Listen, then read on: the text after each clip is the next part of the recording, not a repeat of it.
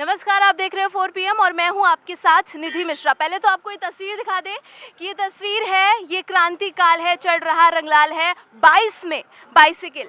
जी हाँ, 2022 के सभा चुनाव बेहद नज़दीक है। 2022 में बाइसिकल की पूरी तैयारी हो चुकी है। आज हम सपा कार्यालय पहुंचे हैं, जहां पर ब्राह्मण समाज के कई बड़े चेहरे समाजवादी पार्टी में शामिल हो रहे हैं। कई बड़े वो नाम जो ब्राह्मण समाज के थे वो समाजवादी पार्टी में शामिल हो चुके हैं। लेकिन अब इन सभी के बीच कयास ये लगाया जा रहा है कि क्या हाथी में सवार हुए चेहरे साइकिल में सवार होकर क्या रंग दिखाते हैं, ये सब आपको दिखाएंगे सिर्फ और सिर्फ 4 PM पर। आइए मेरे साथ।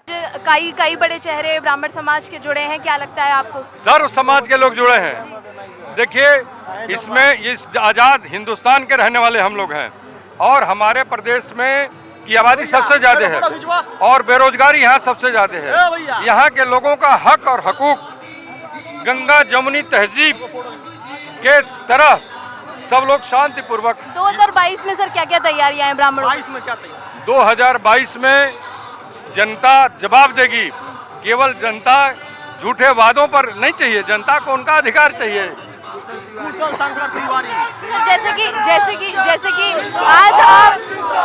जैसे कि आज आप शामिल हुए हैं उसको जैसे कि आज बड़े चेहरे शामिल हुए हैं, आने वाले समय में क्या आपको लगता है कि ब्राह्मण समाज का तबका बीजेपी से नाराज है? देखिए, जब जिम्मेदार लोग मिल करके कोई जिम्मेदारी उठा लेंगे तो उसका परिणाम क्या पॉजिटिव नहीं होगा? सर, सबसे पहले हाथी से उतरकर साइकिल पे बैठना कितना अलग लग रहा है आपको? देखिए, हम अपना अधिकार लेने के लिए आए हैं। सारे यहाँ के लोगों को देखिए, उस नौजवान के अंदर आज देखिए मुख्यमंत्री का बेटा है, स्वयं मुख्यमंत्री रहे हैं। आप जा करके देखिए, जो मौजूदा मुख्यमंत्री हैं दोनों की बॉडी लैंग्वेज में कितना फर्क है कि नहीं है? इनके पास घमंड है। काम करने वाला आदमी, कर्मठ आदमी घमंड से दूर रहता है, तकब्बुर नहीं होता। 2022 में सर क्या तैयारियां हैं? 2022 की क्या? 2022 में जनता देखिए, अब तो लोग हाथ पे उठा लिए हैं।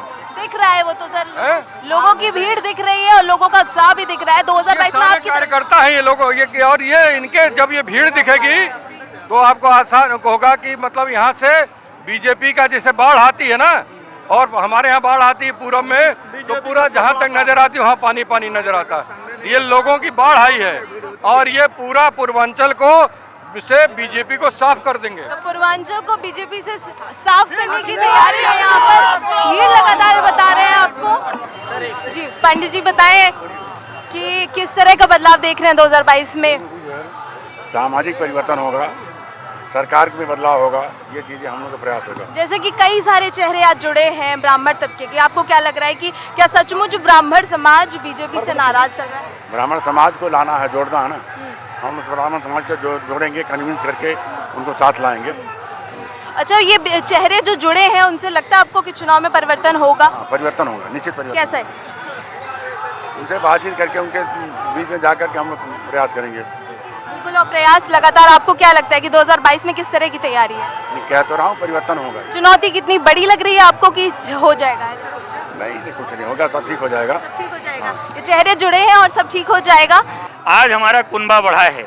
समाजवादी पार्टी में पूर्वांचल का ब्राह्मणों का एक अस्तित्व वाला परिवार आज समाजवादी पार्टी में आया है। इसका लाभ पूरे पूर्वांचल में जाएगा और समाजवादी पार्टी के साथ मजबूती से ब्राह्मण समाज डट कर खड़ा है और मुझे भरोसा है कि इस बार योगी आदित्यनाथ को हटाने में ब्राह्मण समाज महती भूमिका निभाएगा।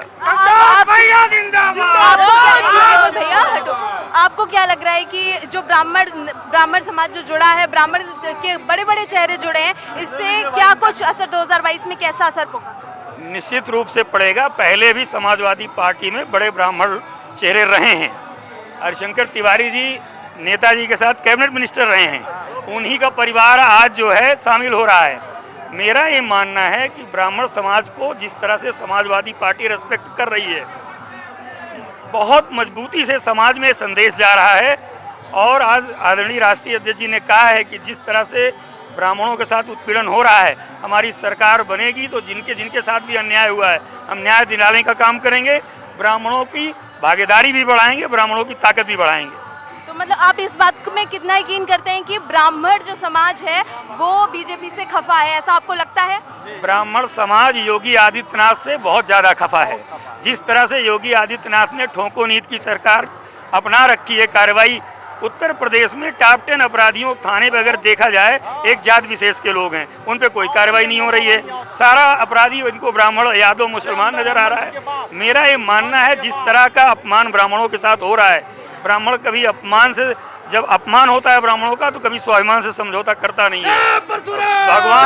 हम लोग भगवान परशुराम जी के वंशज हैं और उन्हीं के आदर्शों पे चलते हैं। अत्याचार अन्याय जब बढ़ा तो भगवान परशुराम जी ने 21 बार पृथ्वी से अपराध और अत्याचार अन्याय का सफाया किया।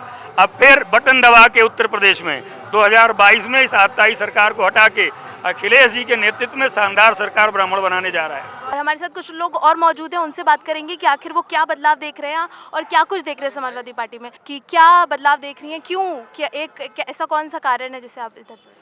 समाजवादी पार्टी अच्छी लगती है मुझे। समाजवादी ने काम किया है। कैसे मैम? समाजवादी हमेशा किन्नरों का सम्मान करती रही है, किन्नरों का सम्मान करती रही, क्योंकि आज से 10 साल पहले भी समाजवादी ने जोड़ा था किन्नरों को। मैं जुड़ी थी इस पार्टी में और जुड़ने के बाद मैं कुछ कारण में चली गई थी बाहर, जिसकी वजह से, और आज मुझे लगा कि अब इस पार्टी में मुझे आना चाहिए और मुझे अपनी पार्टी को आगे बढ़ाना चाहिए, क्योंकि जब अच्छे खासे स्त्री पुरुष इस भार को संभाल के चल रहे हैं समाजवादी का, तो क्या किन्नर नहीं चल सकते हैं? तो वो भी आज मैदान में आ गए हैं इस भार को संभालने और देश का विकास करने के लिए, लोगों की परेशानियां दूर करने के लिए और लोगों का काम करने के लिए। और बिल्कुल परेशानियां दूर होंगी। इसके साथ साथ 2022 में जो चुनाव आने वाले हैं उसमें क्या बदलाव देख रही हैं आप, कि किस तरह से रणनीति रहेगी? यही हम बदलाव देख रहे हैं कि लोग जो है परेशान हो गए हैं।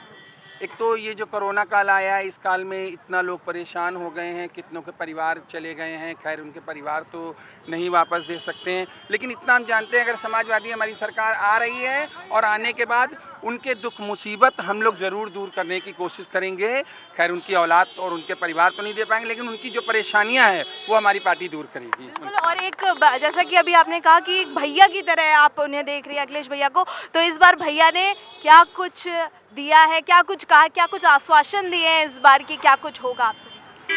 भैया ने हमें यही कहा है। पहली बात तो सबसे बड़ी बात है कि जब मैं मिलने गई, भैया ने मेरा नाम पुकार के मुझे बुलाया, मैंने भेजा, उन्होंने तुरंत मुझे बुलाया। बुलाने के बाद मुझसे बात की, करने के बाद मैंने कहा भैया जी मुझे प्रदेश अध्यक्ष बनना किन्नर गठन, कहीं ठीक है तुमको प्रदेश अध्यक्ष बनाएंगे और उसके बाद 4 महीने बाद सरकार बनने के बाद तुमको मंत्री भी हम ही बनाएंगे और तुम्हारे सारे किन्नरों की जितनी परेशानियां हैं सब हम दूर करेंगे। जो तुम्हें आवश्यकता हो पायल, तुम एक बार मुझे कह देना कि तुमको ये चीज़ चाहिए किन्नरों के लिए, सब कुछ तुम्हारे लिए हाजिर है। तुम बिना संकोच के मांगिए और ले जाइए। अच्छा पायल जी, एक सवाल और, चुनाव लड़ने की कोई तैयारी बता दीजिए अगर कुछ हो दिमाग में। अब कुछ भी हो सकता है, वो तो अभी समय बताएगा। हो सकता है कि कुछ होने वाला है। नहीं, कुछ भी हो सकता है, इसके लिए मैं कह नहीं सकती हूँ कुछ। अगर वो देखा जाएगा, अगर भैया की इच्छा होगी तो उसके लिए भी मैं तैयार हूँ अखाड़े में उतरने के लिए, मुझे कोई डर नहीं है। जैसा कि आप देख रहे हैं कि अखाड़े में उतरने के लिए जनता के साथ साथ सभी लोग तैयार हैं और यहाँ पर